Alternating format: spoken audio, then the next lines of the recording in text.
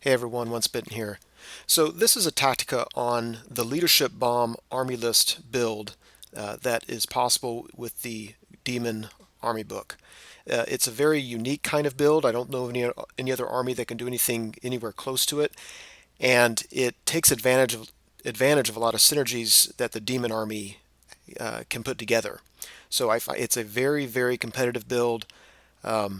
It's a kind of thing that in really serious tournaments you will see, and I've only played against it twice, so I throw that in as a caveat. This is a Tactica based on my experience with it, and some lessons learned that I'm open to feedback for people that are more experienced with it.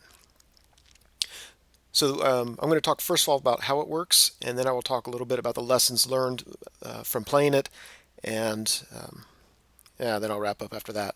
So I'm taking these photos from the game I played against Lord Inquisitor of Warseer.com in a recent tournament. And I need to throw in a caveat that this is actually somewhat of a soft leadership bomb list because this event was comped. I think there's some ways to make it even nastier, but this is nasty enough.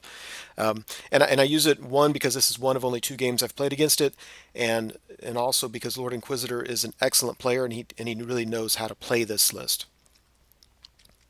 So the central part of a leadership bomb army involves really two characters and then a few other things you can throw in there. So the first thing is you have a battle standard bearer with the great icon of despair.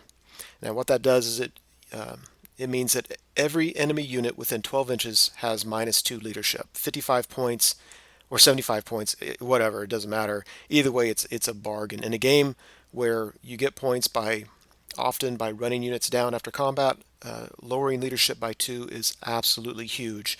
And there's no luck involved with it. You don't have to roll for it. It's not a spell. It's just there.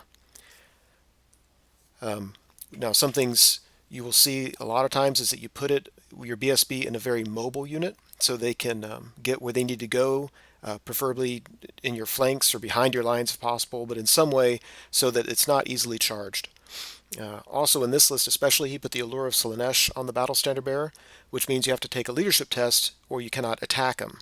So if you do get in combat with this guy, it's one thing, oh, I have to pass a leadership test, but keep in mind, this is a whole build that's reducing your leadership. So the chance of this guy getting killed through shooting or magic is relatively slim, and the chance of getting killed in combat is relatively slim.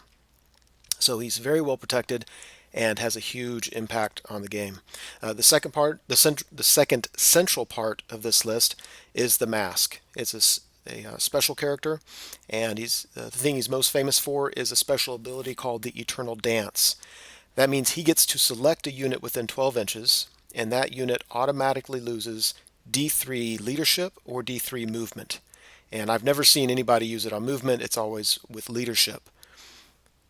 And again, it's not that it's like a bound spell that could go off. It's an automatic ability. The only thing random about it is you go -1 or -2 or -3 to your leadership. Also, the mask has movement 10, so he can't fly, but he can still march 20 inches.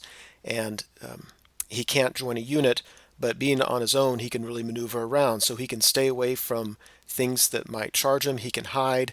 He can stay close to an infantry unit so that if you do try to shoot him or get some kind of magic missile on him, he can get a lookout sir roll on a 4-up, and then he's got a 3-up ward. So he's hard to kill, he's very mobile, and has a profound impact on the game. Now, other things that you'll see with it too, the strategy behind this list is they're going to lower your leadership, and then all you have to do is have to take a leadership test for any reason. And once you have to start taking leadership tests, everything crumbles. So you bring a greater demon in the list. That way, when the greater demon declares a charge, you have to take a terror test. Well, if your leadership has been totally bombed down to nothing, he can start chasing units off the board turn 2. Another thing that you put on the greater demon is a siren song. So if there are units like my Pegasus Knights in this picture that want to charge the mask, well, you can't do it if you can see the greater demon, because the greater demon can force you to charge him or flee. And it's a great way of protecting the mask from units like the Pegasus Knights that are trying to kill him before he gets close to your lines. Another part of this strategy is to have a death mage. You just get a Herald of Tzeentch, give a Master of Sorcery. So now they're lore master on any spell, any lore they want. So you take the lore of death, and now he knows Doom and Darkness. On a roll of 10 up, you have -3 leadership for 1 unit. So you have all these things affecting your leadership that, again, any of those spells go off. Oh, and the Keeper of Secrets, might be able to roll up Phantasmagora, so that any leadership test you take, you have to roll 3 dice and have to take the highest 2. So now you have automatic benefits, automatic effects that are lowering your leadership, and now you have variable effects through magic that lower your leadership. So in my mind, the strategy against this list, the most important strategy, is you have to kill those 2 characters. You have to kill the Mask, you have to kill the Battle Standard Bearer. If you kill one, it really, really helps. But you need to kill 2. Now, the problem with it is, even if you're wildly successful and kill those 2 things, you've still only killed 300 points. The demons still have plenty of points left that they can fight you one-on-one and still win. And so it's pretty brutal that way. Another part of your strategy, I know this seems silly, but you just cannot lose combat. I mean, they can lower your leadership all they want. If you don't lose combat, it's not that much of an issue. So, although that sounds like it's something you can't avoid, sometimes you can avoid it. There might be some things you can do. So in my game, in this game where you've seen the picture here, I had, prior to this, only played this type of list once, and I can see already in retrospect the mistakes I made not understanding the list. You can see how I deployed, and he was able to whip his fast cav around to my flank. I mean, just an awful, awful mistake on my part. So now he's got his Mask, his Death Mage, and his Great Icon of Despair all on my flank where I can't charge him, and he can start really being nasty to me. You can also see in the lower right-hand corner my Peg Knight's fleeing because of the Siren Song. I put him up there to try to charge the Mask, but, that's what the Siren Song is for. So this is a great example of somebody who's a very skilled player with a leadership bomb army against someone like me, who I'm actually a very experienced player, but not understanding this list right off the bat. Look at this picture. He outplayed me. He should have won the game right there. Here's why. The Great Icon of Despair puts that 12-inch bubble out there. 12-inch in every direction. -2 leadership. So in this case, my general actually isn't in that bubble, but it doesn't really matter. My men-at-arms can use the leadership of any knights, and so lowering the knights' leadership by 2 and the men-at-arms leadership by 2 is very, very important. You get the Mask exactly 12 inches away from my Knight of the Realm unit, so he can lower their leadership by D3. And those are cumulative effects, of course. So the Knight of the Realm unit, which is where I would normally get my leadership, so I'm thinking if he charges me in my men-at-arms in the flank, I'm going to be steadfast on an 8 rerollable. But because of the leadership bomb, I'm actually going to be leadership 3, leadership 4, or leadership 5. So he only has to win combat by 1. It doesn't matter if I'm steadfast. It doesn't matter. Based on how lucky he gets with rolling the D3 for the Mask, my chance of failing without the reroll is between 72 and 92%. Now, with the reroll, because the Battle Standard Bearer is still alive, my chances go from 52 to 84%. But that still means that I've got at best a 50-50 chance of staying around, and at worst I only have a 16% chance of staying around. Now, because we're Plutonium with special rules, he had to target my Knight of the Realm unit to lower their leadership, but I had a character with my men-at-arms at leadership 7, so she was not affected by the Mask, only by the Great Icon of Despair. So -2 leadership from 7, I was at leadership 5. That's still a 50-50 chance. If he charges in, I'm going to be steadfast. There's no way I'm going to win that. There's a 50-50 chance that I'm going to run, and if I run, that's the game. He overruns into the flank of my Battle Standard Bearer, and it's just rinse and repeat. Everything goes bad from there. So then when he charges in, so he gets the fast cav in the flank of my men-at-arms, his Greater Demon charged my Knight of the Realm unit, and remember, I had to take a terror test. And I was minus a minimum of -3, possibly a -5 leadership. So I counted myself very, very fortunate that I didn't run off the board right there. I should have, statistically speaking, I should have run off the board. So that would have been the game with no real strategy, just getting two characters close to my lines and then charging in with a terror causer. As it is, it's still bad enough. If the fast cav beat my men-at-arms, even though I'm steadfast, they're going to go into the flank of my BSB's unit, I will certainly lose that combat and have an overwhelming chance of failing my steadfast roll there, and that's literally the game.